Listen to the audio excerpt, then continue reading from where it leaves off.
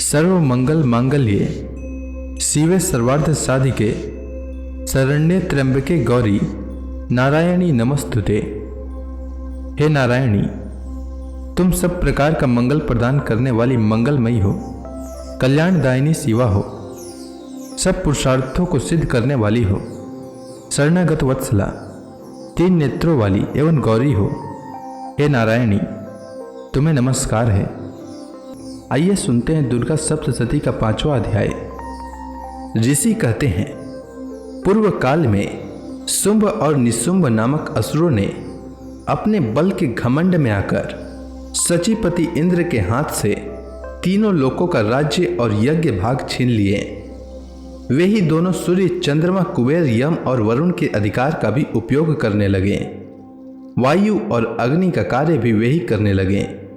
उन दोनों ने सब देवताओं को अपमानित, राज्य भ्रष्ट, पराजित तथा अधिकारहीन करके स्वर्ग से निकाल दिया। उन दोनों महान असुरों से तिरस्कृत देवताओं ने अपराजिता देवी का स्मरण किया और सोचा, जगदम्बा ने हम लोगों को वर दिया था कि आपत्ति काल में स्मरण करने पर मैं तुम्हारी सब आपत्तियों का तत्काल नाश कर दूंगी। यह विचार करके देवता गिरिराज हिमालय पर गए और वहां भगवती विष्णु माया की स्तुति करने लगे। देवता बोले, देवी को नमस्कार है, महादेवी शिवा को सर्वदा नमस्कार है, प्रकृति एवं भद्रा को प्रणाम है। हम लोग नियम पूर्वक जगदम्बा को नमस्कार करते हैं। रौद्रा को नमस्कार है, नित्या, गौरी एवं धात्री को बारंबार नमस्कार है, ज्योत्सनामयी, चंद्र रूपिणी एवं सुख स्वरूपा देवी को सतत प्रणाम है। शरणागतों का कल्याण करने वाली वृद्धि एवं सिद्धि रूपा देवी को हम बारंबार नमस्कार करते हैं। नैऋति, राजाओं की लक्ष्मी तथा सर्वाणी स्वरूपा आप जगदम्बा को बारंबार नमस्कार है। दुर्गा, दुर्गपारा, सारा, सर्वकारिणी, ख्याति, कृष्णा और धूम्रा देवी को सर्वदा नमस्कार है। अत्यंत सौम्य तथा अत्यंत रौद्र रूपा देवी को हम नमस्कार करते हैं। उन्हें हमारा बारंबार प्रणाम है। जगत की आधारभूता कृति देवी को बारंबार नमस्कार है। जो देवी सब प्राणियों में विष्णु माया के नाम से कही जाती हैं, उनको नमस्कार, उनको नमस्कार, उनको बारंबार नमस्कार है।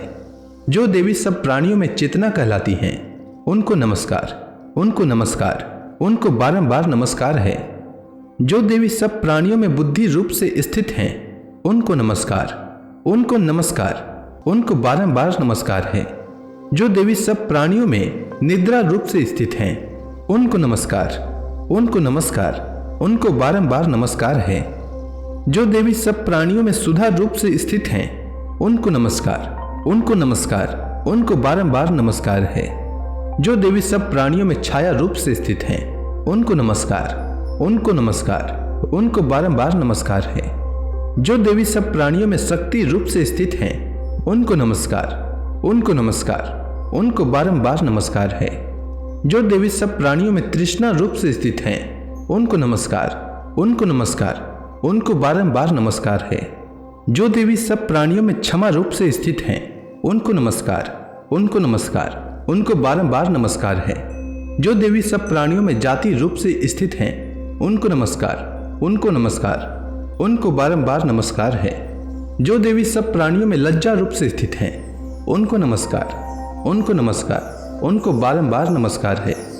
जो देवी सब प्राणियों में शांति रूप से स्थित हैं, उनको नमस्कार, उनको नमस्कार, उनको बारंबार नमस्कार है। जो देवी सब प्राणियों में श्रद्धा रूप से स्थित हैं, उनको नमस्कार, उनको नमस्कार, उनको बारंबार नमस्कार है। जो देवी सब प्राणियों में कांति रूप से स्थित हैं, उनको नमस्कार, उनको नमस्कार, उनको बारंबार नमस्कार है। जो देवी सब प्राणियों में लक्ष्मी रूप से स्थित हैं, उनको नमस्कार, उनको नमस्कार, उनको बारंबार नमस्कार है। जो देवी सब प्राणियों में वृत्ति रूप से स्थित हैं, उनको नमस्कार, उनको नमस्कार, उनको बारंबार नमस्कार है। जो देवी सब प्राणियों में स्मृति रूप से स्थित हैं, उनको नमस्कार, उनको नमस्कार, उनको बारंबार नमस्कार है। जो देवी सब प्राणियों में दया रूप से स्थित हैं, उनको नमस्कार, उनको नमस्कार, उनको बारंबार नमस्कार है। जो देवी सब प्राणियों में दृष्टि रूप से स्थित हैं, उनको नमस्कार, उनको नमस्कार, उनको बारंबार नमस्कार है। जो देवी सब प्राणियों में माता रूप से स्थित हैं, उनको नमस्कार, उनको नमस्कार, उनको बारंबार नमस्कार है। जो देवी सब प्राणियों में भ्रांति रूप से स्थित हैं, उनको नमस्कार, उनको नमस्कार, उनको बारंबार नमस्कार है। जो जीवों के इंद्रिय वर्ग की अधिष्ठात्री देवी एवं सब प्राणियों में सदा व्याप्त रहने वाली हैं, उन व्याप्ति देवी को बारंबार नमस्कार है। जो देवी चैतन्य रूप से इस संपूर्ण जगत को व्याप्त करके स्थित हैं, उनको नमस्कार, उनको नमस्कार, उनको बारंबार नमस्कार है। पूर्व काल में अपने अभीष्ट प्राप्ति होने से देवताओं ने जिनकी स्तुति की तथा देवराज इंद्र ने बहुत दिनों तक जिनका सेवन किया, वह कल्याणकारी साधना भूता ईश्वरी हमारा कल्याण और मंगल करें तथा सारी आपत्तियों का नाश कर डालें। उदंड दैत्यों से सताए हुए हम सभी देवता जिन परमेश्वरी को इस समय नमस्कार करते हैं तथा जो भक्ति से विनम्र पुरुषों द्वारा स्मरण की जाने पर तत्काल ही संपूर्ण विपत्तियों का नाश कर देती हैं, वे जगदम्बा हमारा संकट दूर करें। ऋषि कहते हैं, राजन, इस प्रकार जब देवता स्तुति कर रहे थे, उस समय पार्वती देवी गंगा जी के जल में स्नान करने के लिए वहां आई। उन सुंदर भावों वाली भगवती ने देवताओं से पूछा, आप लोग यहाँ किसकी स्तुति करते हैं? तब उन्हीं के शरीर कोश से प्रकट हुई शिवा देवी बोली, शुंभ दैत्य से तिरस्कृत और युद्ध में निशुंभ से पराजित हो यहाँ एकत्रित हुए ये समस्त देवता यह मेरी ही स्तुति कर रहे हैं। पार्वती जी के शरीर कोश से अंबिका का प्रादुर्भाव हुआ था, इसलिए वे समस्त लोकों में कौशिकी कही जाती हैं। कौशिकी के प्रकट होने के बाद पार्वती देवी का शरीर काले रंग का हो गया, अतः वे हिमालय पर रहने वाली कालिका देवी के नाम से विख्यात हुई। तदंतर शुंभ निशुंभ के भृत्य चंड मुंड वहां आए और उन्होंने परम मनोहर रूप धारण करने वाली अंबिका देवी को देखा।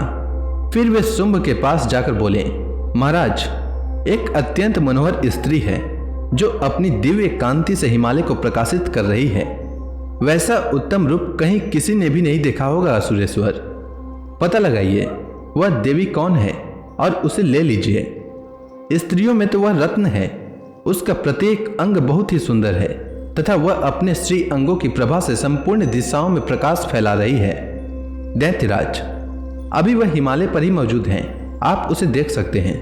प्रभु, तीनों लोकों में मणि, हाथी और घोड़े आदि जितने भी रत्न हैं, वे सब इस समय आपके घर में शोभा पाते हैं। हाथियों में रत्नभूत ऐरावत, यह पारिजात का वृक्ष और यह उच्च श्रवा घोड़ा, यह आपने इंद्र से ले लिया है। हंसों से जुता हुआ यह विमान भी आपके आंगन में शोभा पाता है। यह रत्नभूत अद्भुत विमान जो पहले ब्रह्मा जी के पास था, वह आपके यहाँ लाया गया है। यह महापद्म नामक निधि आप कुबेर से छीन लाए हैं। समुद्र ने भी आपको किंजली कनी नाम की माला भेंट की है, जो केसरों से सुशोभित है और जिसके कमल कभी कुमलाते नहीं हैं। स्वर्ण की वर्षा करने वाला वरुण का छत्र भी आपके घर में शोभा पाता है तथा यह श्रेष्ठ रथ जो पहले प्रजापति के अधिकार में था, अब आपके पास मौजूद है। दैतेश्वर, मृत्यु की उत्क्रांतिदा नाम वाली शक्ति भी आपने छीन ली है तथा वरुण का पास और समुद्र में होने वाले सब प्रकार के रत्न आपके भाई निशुंभ के ही अधिकार में है। अग्नि ने भी स्वतः शुद्ध किए हुए 2 वस्त्र आपकी सेवा में अर्पित किए हैं। दैत्यराज, इस प्रकार सभी रत्न आपने एकत्र कर लिए हैं। फिर जो यह स्त्रियों में रत्न रूप कल्याणमयी देवी है, इसे आप क्यों नहीं अपने अधिकार में कर लेते हैं? ऋषि कहते हैं, चंड मुंड का यह वचन सुनकर शुंभ ने महादैत्य सुग्रीव को दूत बनाकर देवी के पास भेजा और कहा, तुम मेरी आज्ञा से उसके सामने ये बातें कहना और ऐसा उपाय करना जिससे प्रसन्न होकर वह शीघ्र ही यहाँ आ जाए। यह दूत पर्वत के अत्यंत रमणीय प्रदेश में जहाँ देवी मौजूद थी वहां गया और मधुर वाणी में कोमल वचन बोला। दूत बोला, हे देवी, दैत्यराज शुंभ इस समय तीनों लोकों के परमेश्वर हैं। मैं उन्हीं का भेजा हुआ दूत हूं और यहां तुम्हारे ही पास आया हूं। उनकी आज्ञा सदा सब देवता एक स्वर में मानते हैं, कोई उसका उल्लंघन नहीं कर सकता। वे संपूर्ण देवताओं को परास्त कर चुके हैं। उन्होंने तुम्हारे लिए जो संदेश दिया है उसे सुनो। संपूर्ण त्रिलोकी पर मेरा अधिकार है। देवता भी मेरी आज्ञा के अधीन चलते हैं। संपूर्ण यज्ञों के भाग को मैं ही पृथक पृथक भोगता हूँ। तीनों लोकों में जितने श्रेष्ठ रत्न हैं वे सब मेरे अधिकार में हैं। देवराज इंद्र का वाहन ऐरावत, जो हाथियों में रत्न के समान है, मैंने छीन लिया है। क्षीर सागर का मंथन करने से जो अश्व रत्न उच्च श्रवा प्रकट हुआ था, उसे देवताओं ने मेरे पैरों पर पड़कर समर्पित किया है। सुंदरी, उनके सिवा और भी जितने रत्नभूत पदार्थ देवताओं, गंधर्वों और नागों के पास थे, वे सब मेरे ही पास आ गए हैं।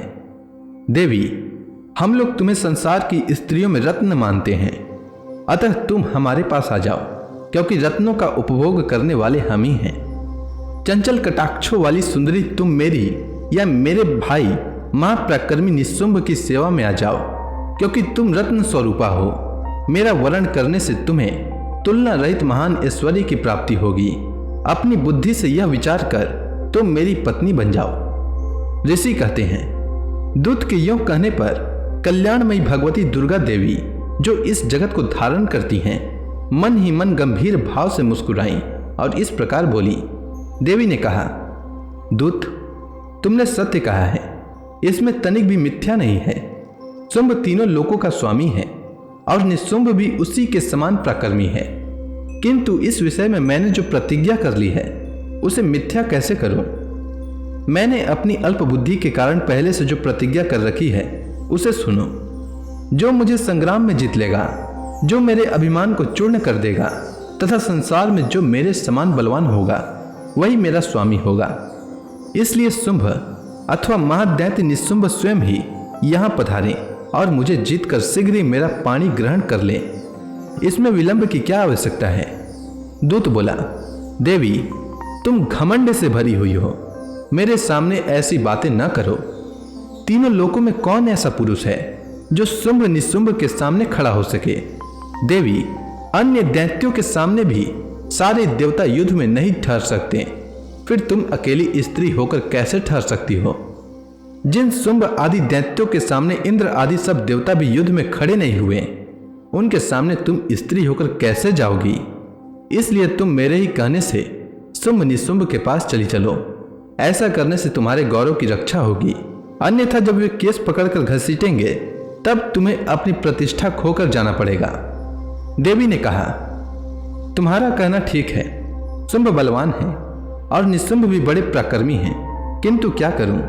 मैंने पहले बिना सोचे समझे प्रतिज्ञा कर ली है, अतः अब तुम जाओ। मैंने तुमसे जो कुछ कहा है वह सब दैत्य राज से आदर पूर्वक कहना, फिर उन्हें जो उचित लगे वे वैसा ही करें।